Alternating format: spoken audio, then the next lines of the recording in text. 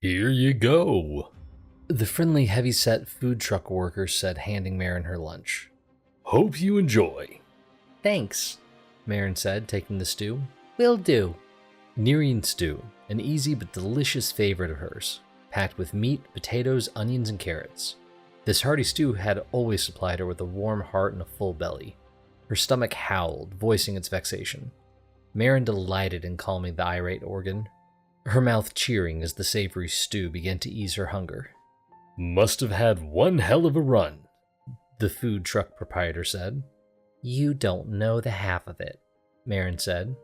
Linick's northern skyline came into view, not long after she'd left the dump site zone. Maren had wanted to get into the city as quickly as possible, but she'd known she would need to conserve her energy as much as possible for whenever she would inevitably run into more abominations. So she compromised, sometimes jogging, sometimes walking. Regardless, it had taken her over 4 hours to reach the city, and she was exhausted. She couldn't remember the last time she worked her legs and lungs so hard. She'd even used up all of her... I'm sorry, Maren said, but my water? Oh, right. Sorry, the man said, ducking behind the counter, then giving her 4 full large bottles of water. My apologies. Maren had placed the stew down, then filled her enlarged canteen. There was a little left over, from which she took slow, even sips to finish off. She took her stew, then leaned back and looked out at the small city park. Can I ask you a couple of things? Maren asked. Go ahead, the friendly man said. Where is everyone? On any other day, Maren would have taken her lunch, then sat down at a nearby bench or open spot in the grass to enjoy it.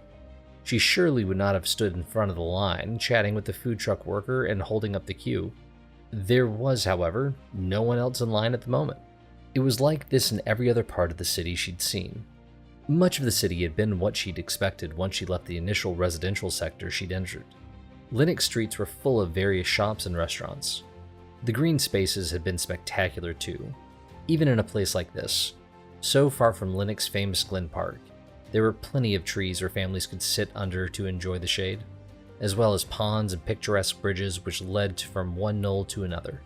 On a neighboring street corner, a mall advertised items like clothing, jewelry, electronics, art, and various sorts of knickknacks. Not to mention the bars. Dozens upon dozens lined the streets, built with colorful reds and yellows to invite someone in for a good time.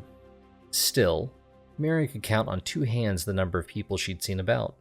3 of them were in the park, 2 parents and a teenage boy. One of them was the food truck proprietor, who had the only truck open in this park. You don't know what's going on? The man said. I know about the festival, Maren said. I'm sure a lot of people are in Glen Park right now for the feast, but not everyone celebrates the same way. Only the ardent should have the day off, and I always thought Linick was split pretty evenly between the 5 sects.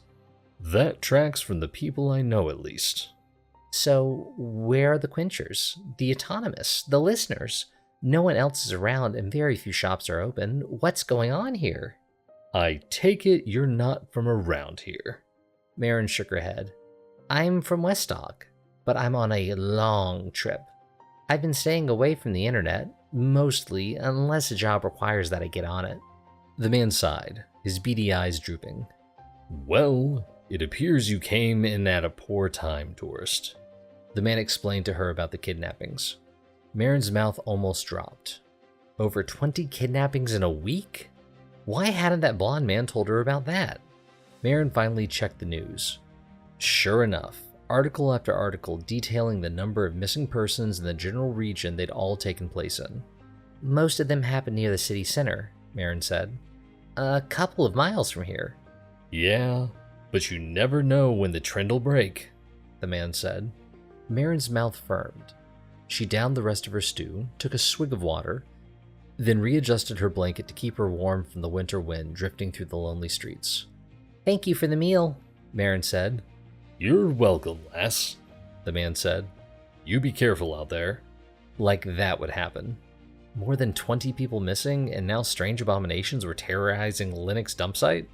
If those two didn't correlate, Maren would spend the rest of winter without her blanket over her. I'll do my best, Maren called, then ran down the street towards the spire.